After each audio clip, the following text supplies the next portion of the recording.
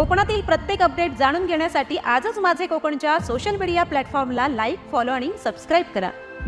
नमस्कार, मी प्रणाली भोसले माझे कोकणच्या बातमीपत्रात आपल्या सर्वांचं मनपूर्वक स्वागत करते। बातमीपत्राला सुरुवात करण्याआधी पाहूयात हेडलाईन्स।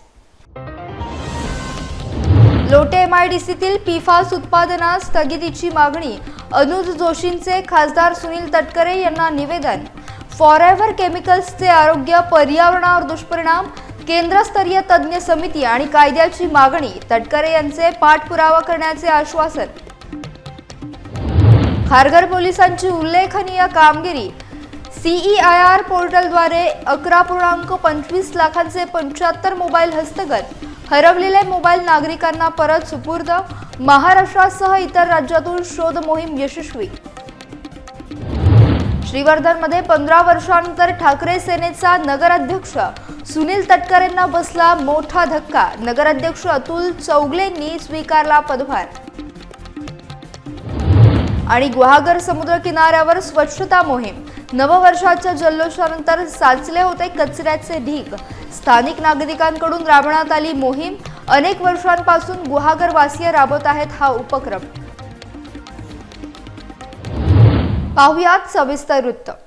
रत्नागिरी जिल्ह्यातील लोटे औद्योगिक वसाहतीमध्ये सुरू असलेल्या PFAS या घातक रसायनांच्या उत्पादनास तातडीने स्थगिती देण्याची मागणी करण्यात आली आहे। पत्रकार आणि पर्यावरणवादी अनुज अनंत जोशी यांनी रायगड रत्नागिरी लोकसभा मतदारसंघाचे खासदार आणि राष्ट्रवादी काँग्रेस प्रदेशाध्यक्ष सुनील तटकरे यांना याबाबत निवेदन सादर केले।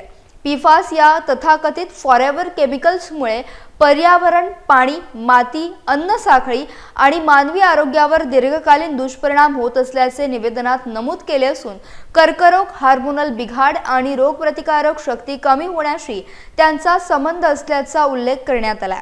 पर्यावरणीय दृष्ट्या संवेदनशील असलेल्या कोकणात आधीच प्रदूषणग्रस्त लोटे औद्योगिक क्षेत्रात अशा धोकादायक रसायनांचे उत्पादन सुरू राहणे हा स्थानिकांच्या आरोग्यासाठी गंभीर धोका असल्याची भूमिका जोशी यांनी मांडली आहे।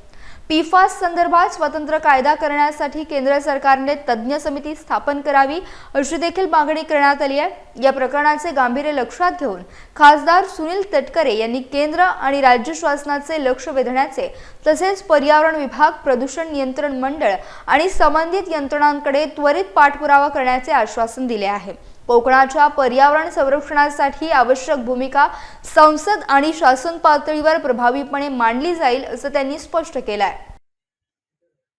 कंपनीला इटालियावरून बंद झालेला कारखाना इथे प्रस्थापित करण्यासाठी जी परवानगी दिली ती अत्यंत दुर्दैवी आहे, चुकीची आहे। मी स्वतः या बाबतीमध्ये मुख्यमंत्री महोदय, उद्योगमंत्री, उपमुख्यमंत्री दोन्ही, पर्यावरण सचिव, प्रधान सचिव, उद्योग, MIDCचे मुख्य कार्यकारी अधिकारी यांना माझं खासदार म्हणून पत्र देणार आहे। देश पातळीवरती सुद्धा याची दखल घेतली जावी यासाठी सुद्धा लोकसभा सदस्य म्हणून माझ्याकडे प्रयत्न राहतील। पण हा घातक कारखाना जो कोल्ड किलिंग म्हणून म्हटला जातो त्याच्यामुळे इटाली सारख्या प्रगत देशाने तो हद्दपार केला, तो आपल्या येण्यासाठी परवानगी कशी, का, कोणामुळे मिळाली या बाबतीमध्ये मी अनभिज्ञ आहे, पण या कारखान्याला नक्कीच आमचा ठामपणाने विरोध राहील। खारघर पोलीस ठाणे हद्दीत मागील काही महिन्यात नागरिकांचे हरवलेले 11,25,000 रुपयांचे अधिक किमतीचे तब्बल 75 मोबाईल फोन शोधून काढत खारघर पोलिसांनी नागरिकांना परत सुपूर्द केलेत। शासनाच्या CEIR पोर्टलचा प्रभावी वापर करून ही कामगिरी करण्यात आली असून यात महाराष्ट्रासह इतर राज्यातून मोबाईल हस्तगत करण्यात आल्याची माहिती देण्यात आली आहे। यापूर्वी देखील खारघर पोलिसांनी 74 हरवलेले मोबाईल शोधून नागरिकांना परत दिले होते। त्यामुळे हरवलेल्या मोबाईलच्या पुनर्वसुलीत खारघर पोलिसांची कामगिरी कौतुकास्पद ठरत आहे। नागरिकांना आवाहन करण्यात आले, मोबाईल हरवल्यास तात्काळ पोलीस ठाण्यात गहाळ तक्रार नोंदवावी तसेच CEIR पोर्टलवर हरवलेल्या मोबाईलची माहिती भरावी। यामुळे मोबाईल परत मिळण्यास मदत होते आणि त्याचा गैरवापर रोखता येतो। खारघर पोलीस स्टेशन अंतर्गत मागील काही महिन्यांपासून जे हरवलेले मोबाईल होते तर त्याबाबतची केंद्र शासनाच्या CEIR पोर्टलमार्फत आपण ट्रेसिंगची मोहीम राबवलेली होती। यामध्ये महाराष्ट्राव्यतिरिक्त आपण उत्तर प्रदेश, बिहार, गुजरात, मध्य प्रदेश, दिल्ली अशा विविध राज्यात आपले पथक जाऊन त्या ठिकाणाहून आपण मोबाईल हस्तगत केलेले आहेत। यामध्ये जवळपास 75 मोबाईल आपण हस्तगत केलेले होते. त्यांची किंमत जवळपास 11,25,000 रुपये आहे. आणि आज रोजी आपण हे जे मोबाईल आपण इतर राज्यातून आणलेले होते तर ते आज रोजी आपण नागरिकांना परत केलेले आहेत. आज 1 जानेवारीचा हा जो दिवस होता त्या दिवशी आपण लोकांना परत केलेले आहेत. ही सदरची जी कामगिरी आहे तर ती माननीय श्री मिलिंद भारंबे सर, पोलीस आयुक्त नवी मुंबई, संजय यनपुरे सर, सहपोलीस आयुक्त व माननीय श्री प्रशांत मोहिते सर, पोलीस उपायुक्त परिमंडळ 3 यांच्या मार्गदर्शनाखाली आमचे खारघर पोलीस स्टेशनचे सर्व DP पथक यांनी ही मोहीम राबवलेली होती. रायगड जिल्ह्यातील श्रीवर्धन नगरपालिकेत तब्बल 15 वर्षांनंतर मोठे सत्तांतर झाले असून ठाकरे सेनेचे अतुल चौगले यांनी नगराध्यक्ष पदाचा पदभार अधिकृतपणे स्वीकारला. सुनील तटकरे आणि अदिती तटकरे यांचा बालेकिल्ला समजल्या जाणाऱ्या श्रीवर्धनमध्ये राष्ट्रवादीच्या उमेदवाराचा दारुण पराभव करत चौगलेंनी ऐतिहासिक विजय मिळवला. विजयानंतर चौगले शिंदे गटात प्रवेश करणार असल्याच्या चर्चा राजकीय वर्तुळात रंगल्या होत्या. मात्र त्यांनी सर्व अफवांना पूर्णविराम देत ठाकरे सेनेशीच एकनिष्ठ राहून आपला पदग्रहण सोहळा पार पाडला. यावेळी त्यांनी तटकरे यांच्यावर कडाडून निशाणा साधत ही विजयाची लढाई भ्रष्टाचार मुक्त असल्याचा टोला लगावला. आगामी काळात श्रीवर्धनमध्ये केवळ क्वालिटी विकास करण्यावर भर देणार असून स्वर्गीय बॅरिस्टर AR अंतुले यांच्या विचारधारेवर शहराचा कायापालट करण्याचं त्यांनी जाहीर केलंय. या विशेष सोहळ्याला काँग्रेस नेते राजाभाऊ ठाकूर आणि महाविकास आघाडीचे प्रमुख पदाधिकारी मोठ्या संख्येने उपस्थित होते. हा बदल तटकरेंसाठी मोठा राजकीय हादरा मानला जातोय. कसं आहे सर, आपण जी काही निवडणूक लढली त्याच्यामध्ये बेसिक गोष्ट होती की भ्रष्टाचार मुक्त विकास कोणी करतं आणि ते काय जनतेवरती उपकार नाही करत आपण. म्हणजे कोणी कुठलाही पक्ष असू दे काय, ते जनतेवर उपकार नसतात कारण जनतेच्या टॅक्समधूनच विकास होत असतो.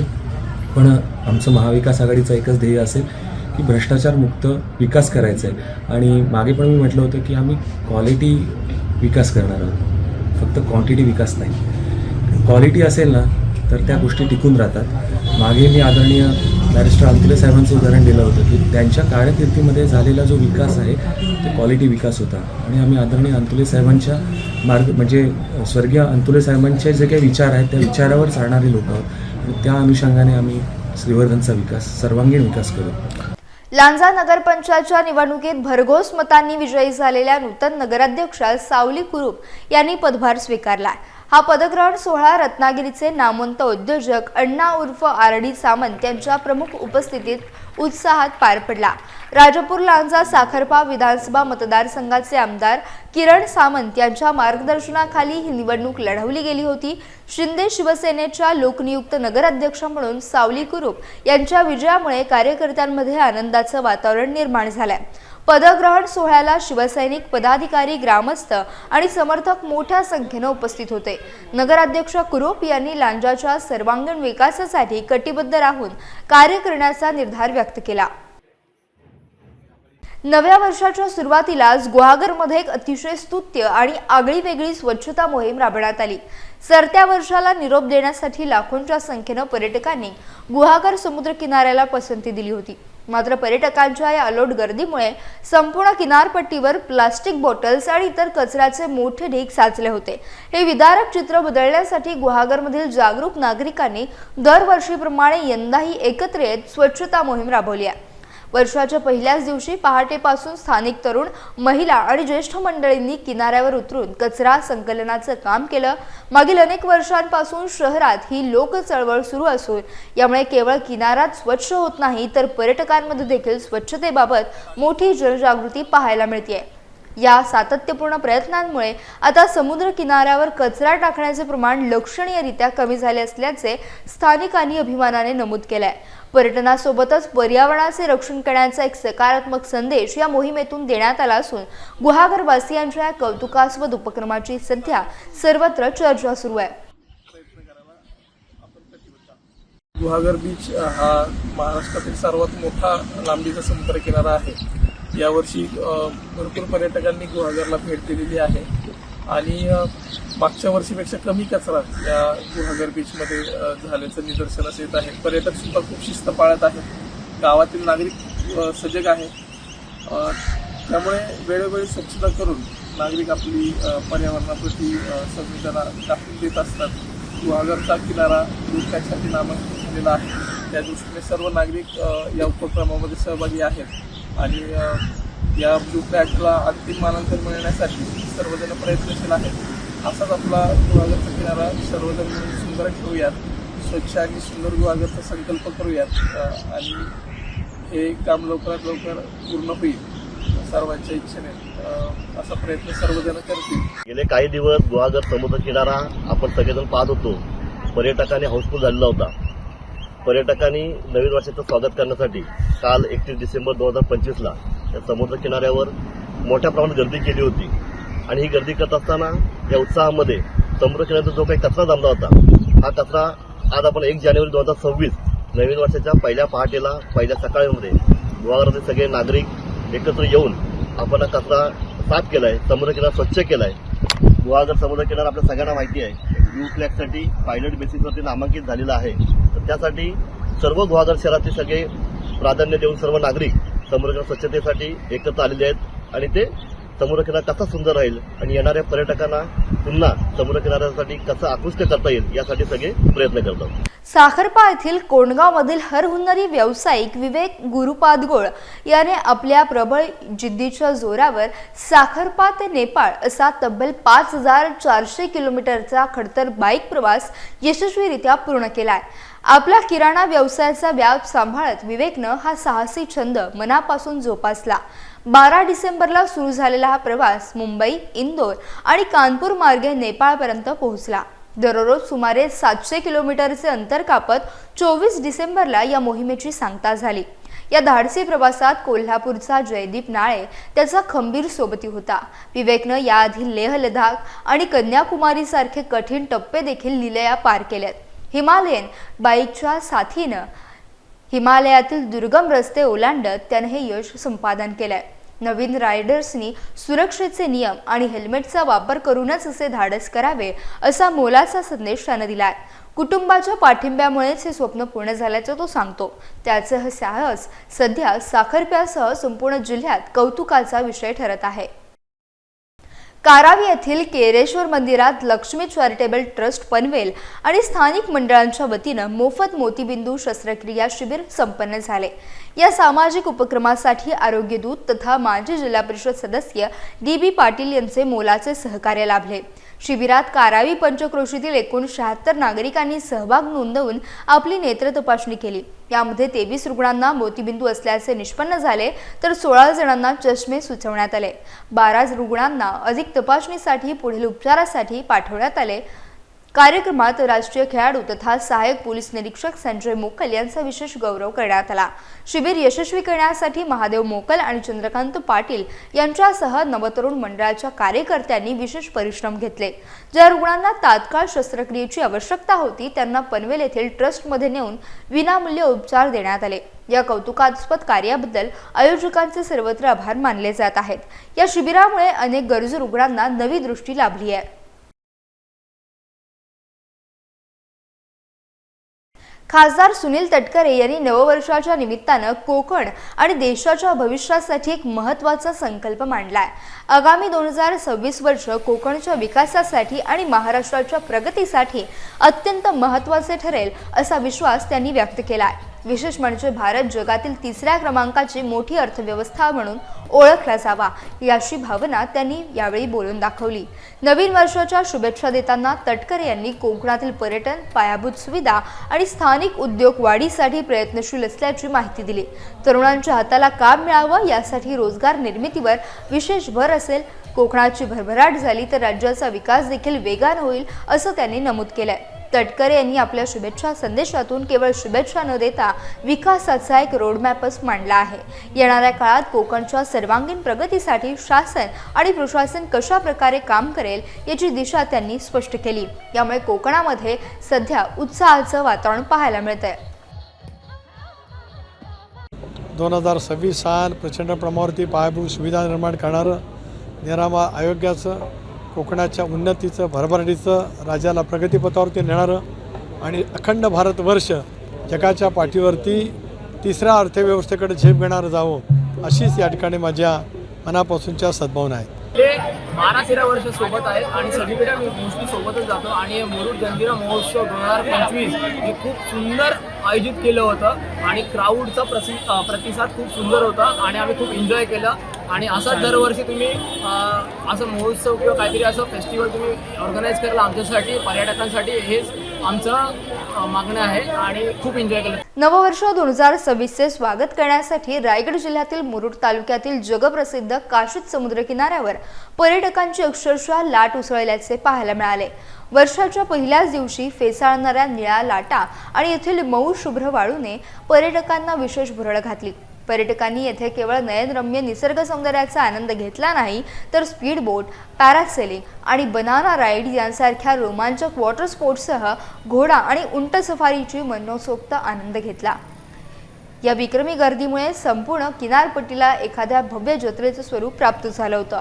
स्थानिक चविष्ट मालवणी खाद्यपदार्थांच्या स्टॉलवर देखील खवय्यांची मोठी झुंबड उडाली होती. पर्यटकांच्या वाढत्या संख्येमुळे परिसरात काही काळ मोठी वाहतूक कोंडी निर्माण झाली होती. मात्र पोलीस प्रशासनानं ही परिस्थिती अत्यंत शिताफीने हाताळली.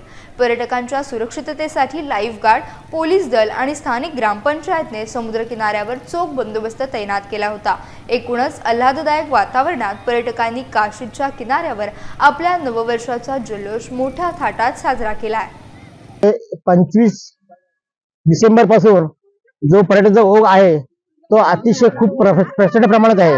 म्हणजे इथे आम्हाला त्यांची व्यवस्था करताना खूप अडचणी आल्या, पण आमच्या इथल्या लोकांनी इथे वाढलेले गेस्ट हाऊसेस, परत बीचवरची व्यवस्था याच्यामधलं पर्यटक खूप खुश आहे. इथे पर्यटकांच्या सोयीसाठी आणि सुरक्षेसाठी ग्रामपंचायतीने लाईफगार्डची व्यवस्था केलेली आहे. परत इथे जे म्हणजे वॉटर स्पोर्टचे आहेत गोष्टी त्याच्यामुळे पर्यटकाच्या जीवाची कुठलीही आता हानी होत नाही आहे. त्यांना सुरक्षित देण्यात येत आहे. बीचवर एवढी स्वच्छता आहे ना की दर दिवशी आम्ही ग्रामपंचायतीने जवळ 15 ते 16 लोक ठेवून बीच स्वच्छता केली आहे. मी नाशिकवरून आलोय. काशीद बीच आम्हाला खूप आवडतं. लहानपणापासून आमच्या फुल फॅमिलीचं फेवरेट आहे. आम्ही 14 जण ची फॅमिली आज आलो आहे काशीद बीचला आणि लहानपणीच्या आठवणी आमच्या एकदम ताज्या झाल्या. तसंच तसंच बीच आहे, एकदम व्हाईट सँड तशीच आहे. खूप मेंटेन केलेलं आहे. इतका क्लीन बीच आहे आणि खूप साऱ्या ऍक्टिव्हिटीज आहे इथे करायला आणि आम्ही खूप इथे मजा केली. आणि आता नवीन वर्षासाठी आम्ही सगळीकडे फिरत असतो. फॅमिली घेऊन आम्ही इतर ठिकाणी फिरत असतो. तर ह्या वेळेला आम्ही काशीद बीचच्या इथे आलोय आणि इथे पब्लिक आणि सगळ्यांचं हे बीच बघून आम्हाला खूप आनंद झाला आणि खूप सुंदर बीच आहे. जेवण खावण वगैरे या सगळ्या गोष्टी इथे मस्त भेटतात आणि आता परिवाराबरोबर आम्ही खूप एन्जॉय करतो. रोह्यातील Lilavati institute of hotel management तर्फे जश्न रोहा या भव्य कार्यक्रमातून नववर्षाचे स्वागत उत्साहात करण्यात आले. विद्यार्थ्यांना इव्हेंट मॅनेजमेंट, गेस्ट हँडलिंग आणि हॉस्पिटॅलिटी या क्षेत्रांचा प्रत्यक्ष अनुभव मिळावा या उद्देशानं हा उपक्रम राबवण्यात आला. या कार्यक्रमाला पोलीस निरीक्षक मारुती पाटील यांनी भेट देऊन विद्यार्थ्यांच्या शिस्तबद्ध नियोजन आणि व्यवस्थापन कौशल्यांचे कौतुक केले. या सोहळ्यात संस्थेच्या डायरेक्टर प्रतिभा कोंडे, अध्यक्ष उदय कोंडे, व्हाईस प्रिन्सिपल प्रिया पाडवे, आशिष कदम आदी मान्यवर उपस्थित होते. हॉटेल मॅनेजमेंट म्हणजे केवळ अभ्यास नाही तर प्रत्यक्ष अनुभव असे मार्गदर्शन प्रतिभा कोंडे यांनी केले. विद्यार्थ्यांनी स्वागत, नोंदणी, समन्वयाची जबाबदारी सांभाळत डान्स, कराओके, म्युझिक कार्यक्रम सादर केले. तर चविष्ट जेवण मेजवानी विशेष आकर्षण ठरली.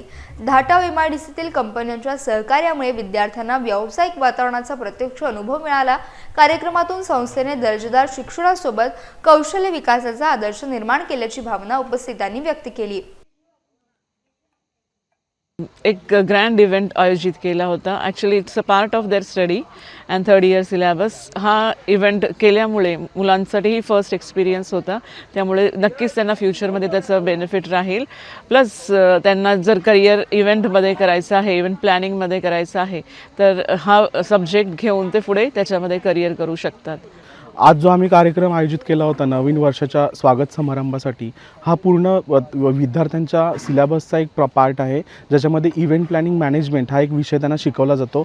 ज्याच्यामध्ये पूर्ण इव्हेंट कशा पद्धतीने हँडल करायचा आहे, गेस्ट कशा पद्धतीने हँडल करता आले पाहिजे, पूर्ण क्राऊड कशा पद्धतीने हँडल केला पाहिजे. त्याचबरोबर वेगवेगळं जे फूड आहे ते फूडबद्दल विद्यार्थ्यांना नॉलेज मिळतं की एवढ्या जास्त क्वांटिटीमध्ये फूड कशा पद्धतीने बनवता आलं पाहिजे, फूड कसं सर्व करता आलं पाहिजे, फूडचं प्रेझेंटेशन कशा पद्धतीने आलं पाहिजे. त्याचबरोबर विद्यार्थी जेव्हा गेस्टचं स्वागत करतात तेव्हा विद्यार्थ्यांमध्ये आत्मविश्वास, त्याचबरोबर प्रेझेंटेशन स्किल कशा पद्धतीने वाढता आले पाहिजे, हे सगळं प्रशिक्षण त्यांना मिळतं, जेणेकरून भविष्यामध्ये त्यांना जर स्वतःचा व्यवसाय चालू करायचा असेल तर त्यांना एक बेस्ट प्लॅटफॉर्म इथे आम्ही उपलब्ध करून देतोय, जेणेकरून विद्यार्थी स्वतःच्या पायावर उभे राहतील आणि त्यांचं करिअर खूप चांगल्या पद्धतीने घडवतील. जिसमें हमने टीम वर्क सीखा, खाना बनाने से खाना सर्व करने तक का सीखा, गेस्ट को कैसे हैंडल करते हैं ये सब सीखा. मैं मैनेजमेंट को अपनी तरफ से और अपने साथियों की तरफ से शुक्रिया थैंक यू कहना चाहती हूँ. प्रथमतः आभार मानेन मी लीलावती इन्स्टिट्यूट कॉलेजचं की ज्यांनी एवढा मोठा इव्हेंट ऑर्गनाईज केला आणि त्याच्यामुळे आम्हाला एवढं बेनिफिट मिळलं की आम्ही एवढा मोठा इव्हेंट पहिल्यांदा पूर्ण मेंटेन केला. एवढा मोठा इव्हेंट करताना काही गोष्टी शिकायला मिळाल्या जे आम्ही प्रत्यक्षात कधी पाहिलं नव्हतं, ते स्वतःच्या हातांनी करायला भेटलं. म्हणून प्रथमतः लीलावती इन्स्टिट्यूट कॉलेजचे आणि सर्व आमच्या टीचरचे, आमच्या स्टुडंटचे आणि सर्व प्रिन्सिपल मॅडम असतील आणि सर्व सहकारी मित्र असतील त्यांचे सर्वांचा आभार मानेन आणि इतकंच बोलेन की असे इव्हेंट अजून व्हावे इथे आणि आम्हाला अजून शिकायला मिळावं हीच इच्छा आहे. थँक्यू. आमचं Lilavati institute of hotel management and business studies कॉलेजचं हे दुसरं वर्ष आहे.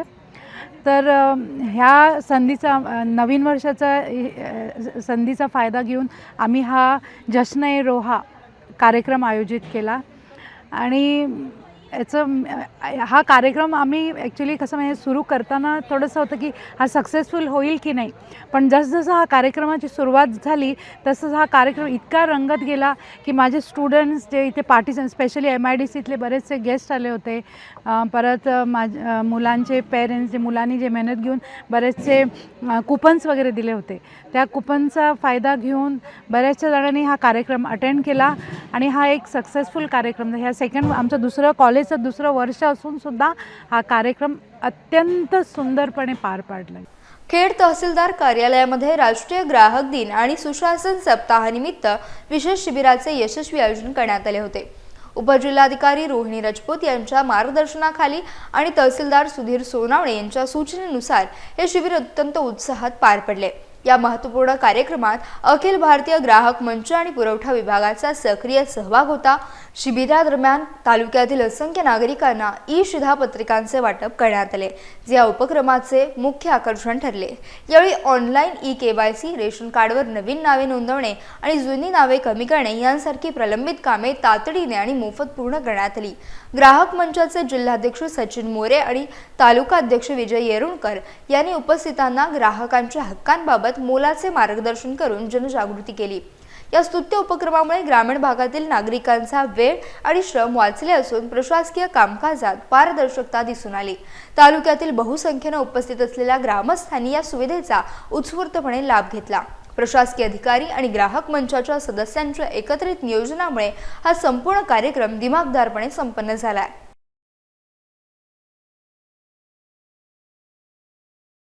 यासह बातमीपत्रात वेळ झाली इथेच थांबण्याची. भेटूयात नवीन बातमीपत्रासह. तोपर्यंत तुम्ही कुठेही जाऊ नका.